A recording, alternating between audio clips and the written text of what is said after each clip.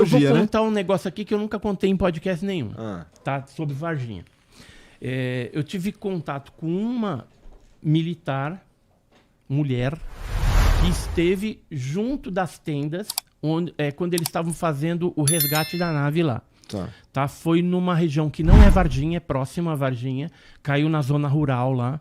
E essa pessoa, inclusive, ela já foi para reserva, ela tá vendo como que ela pode vazar essas informações, porque na época foi pedido sigilo para ela e para vários outros militares, e caso alguém chegasse no local onde teve a queda da nave e visse toda aquela parafernália, tal, porque os americanos estavam junto ali, era para falar que eles estavam resgatando os destroços de um lixo espacial ou de um satélite. Então, essa era a resposta oficial. Então, por isso que eu falo assim, a resposta oficial da NASA pode ser uma, mas a verdade pode ser outra completamente diferente. Quando que tu conversou com ela? Agora, recentemente, quando eu estava fazendo o livro, E entendeu? aí, então, as paradas estão no teu livro. Então, provavelmente vai no volume 2, Entendi. porque ela falou assim, ó, deixa eu ver algumas coisas aqui, como é que eu vou fazer. Então, essa parte... Ela é militar da reserva. Militar da reserva Sabe qual que é a agora. patente dela?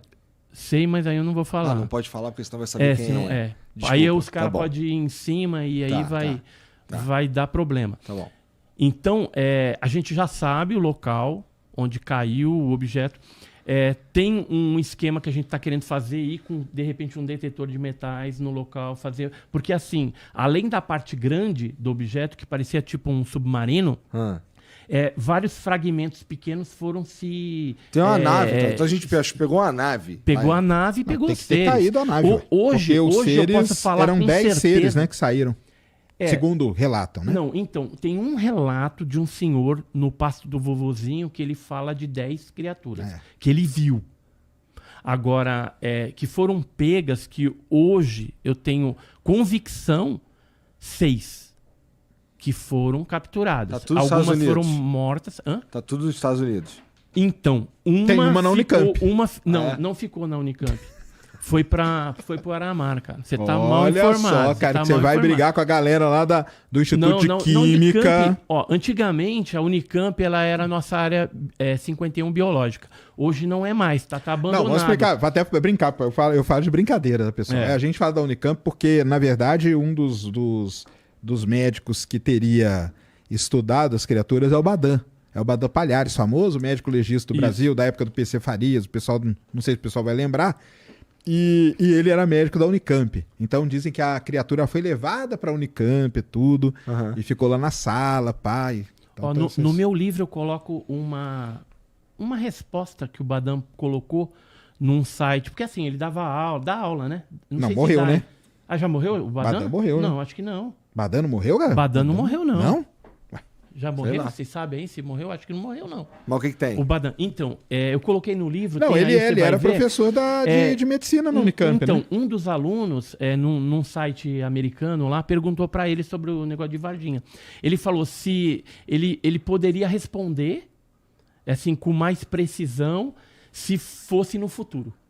Entendeu? Então, eu até coloquei no livro isso, porque eu achei nesse fórum de debate com os alunos, e ele colocou isso. E tem uma outra coisa que ele falou também, o Badan, que tinha dado lá alface pro bicho, não sei o que e tal. O próprio Corradinho Métis, né, que trabalhava com ele junto lá, foi um dos que mexeram com a criatura. E além disso, eu ainda tive a oportunidade de conversar com 2 enfermeiras amicíssimas que trabalharam ali com o Badan e que viram a criatura também. Inclusive, uma dessas, ela faleceu e o Badan foi no velório, né? De tão amigos que ele estava lá no velório dela. Então, assim, hoje eu sei muita coisa que aconteceu na Unicamp. Por exemplo, não sei se eu cheguei a comentar, ou você já ouviu falando, mas teve o lance que eles foram tentar fazer o hemograma da criatura viva, né? Tinha uma viva e uma morta lá. Aí, na hora que eles tiraram o sangue e botaram nas mangueirinhas, o sangue coagulou, ficou que nem uma Coca-Cola e travou. Aí não chegou nem no sensor para gerar o hemograma. Aí eles foram para a segunda máquina, que eram máquinas importadas dos Estados Unidos, né? Aí tentaram fazer o negócio, bichou também o negócio. Aí travou as duas máquinas. Só que essas máquinas são utilizadas para atender as pessoas normais lá também, porque o Hospital das Clínicas ali atende a galera. Aí chamaram o técnico. O técnico, ele estava em viagem e quando ele teve que ir para lá para tentar resolver o negócio, não conseguiu resolver. Aí a solução caseira foi trazer uma máquina inferior de hemograma de um outro departamento para suprir aquele dia, até que os americanos pegassem duas máquinas novas, trouxessem dos Estados Unidos e eles colocaram o mesmo número de série nas duas máquinas. Depois disso, o que os americanos que estavam lá fizeram? Deram um banho de loja no departamento da doutora Fátima, que teve bastante envolvida com essas análises da criatura lá, e trocaram tudo. Inclusive, eu falei recentemente com a Ana, que é uma das funcionárias lá que trabalhava com a doutora Fátima, e ela me confirmou, falou, realmente foi tudo trocado lá. E os funcionários terceirizados que trabalhavam lá foram dispensados, foi pago o que eles tinham de direito de dinheiro e foi dado um bônus pecuniário para eles ficarem com a boca calada. Só que assim, tem alguns, agora já passou tanto tempo, que acabam falando, só falam, só não fala que foi a gente que denunciou isso, que falou que muita aconteceu gente? lá.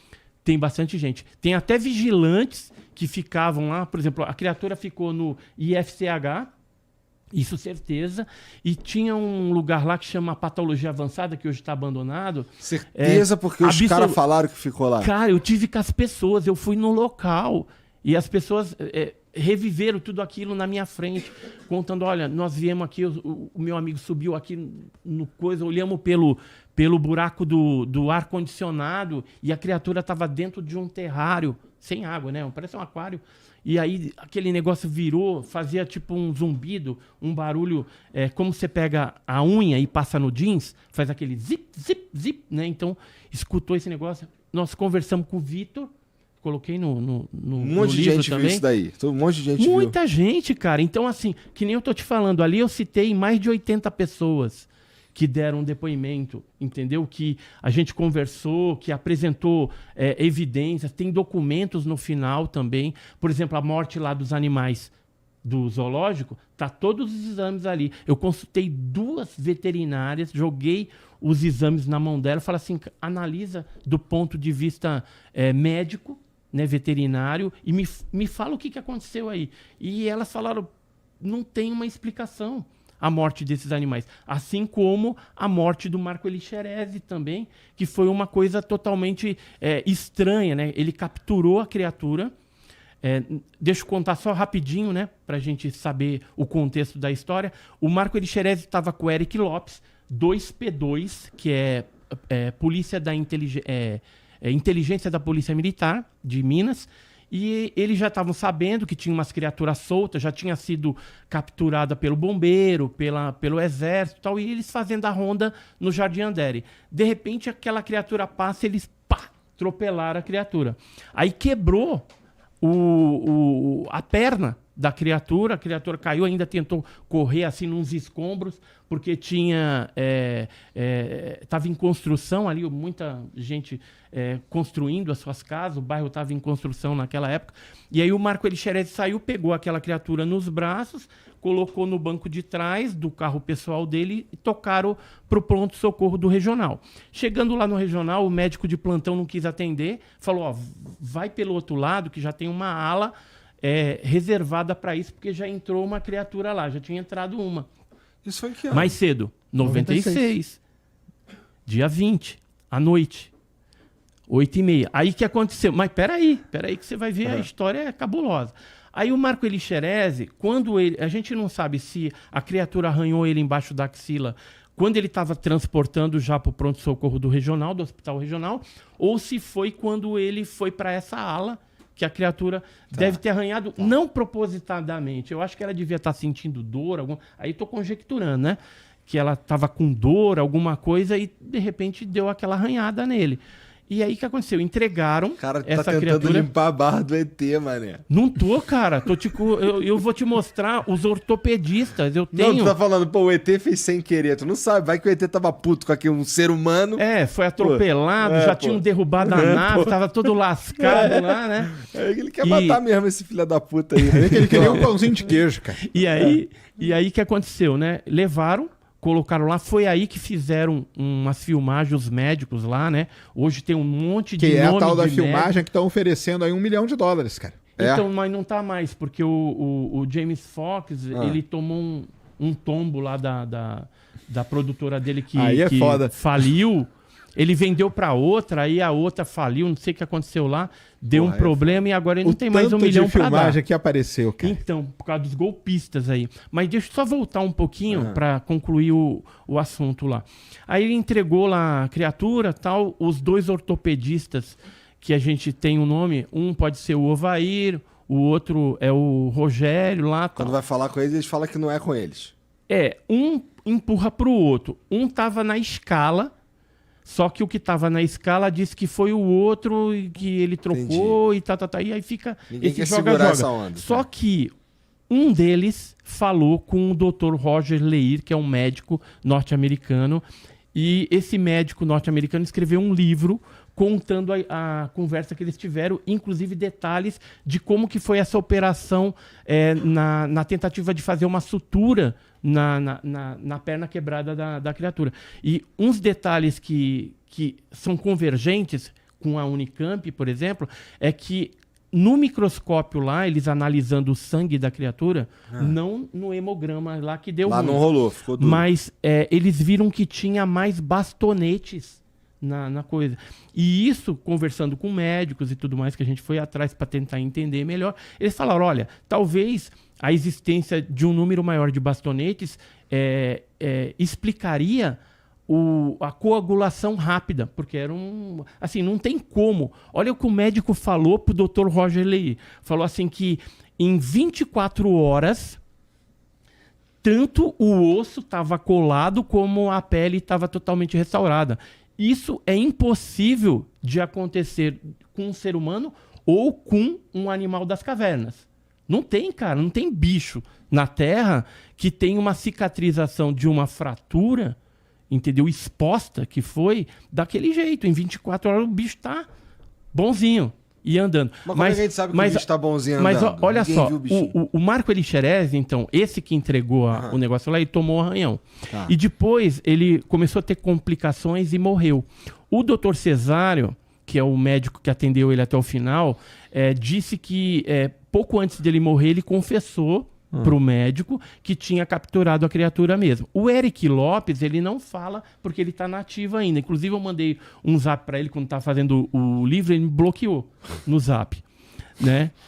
Ou seja, quem não deve não tem, mas tudo bem, né? Cada um. E aí, o que aconteceu? A morte do Marco Elixerez é estranha, porque o legista que depois fez lá a autópsia dele, que é o Dr. Janini, eu tive no apartamento dele lá em Varginha, né, conversando com ele, gravamos um vídeo, tudo, e ele falou assim, cara, em décadas de profissão que eu tenho, que ele já tá velhinho já pendurando a chuteira ali. Aí ele falou assim, em décadas de profissão, eu nunca vi uma bactéria dessa levar a morte um cara tão rápido, uma superbactéria, ele falou. E outra coisa, essa bactéria que foi detectada, que está nos exames, está inclusive no livro, é uma bactéria que só dá em animais. Geralmente não dá em ser humano. Então, ela foi transferida, de alguma forma, por aquela criatura que o Marco Elixerez pegou. Cara, o caso Varginha é uma complexidade, são tantas coisas. Essa bactéria, ninguém tá falando que a bactéria tava no ET. Ele pode ter passado a mão em alguma coisa e transferiu pro cara, isso?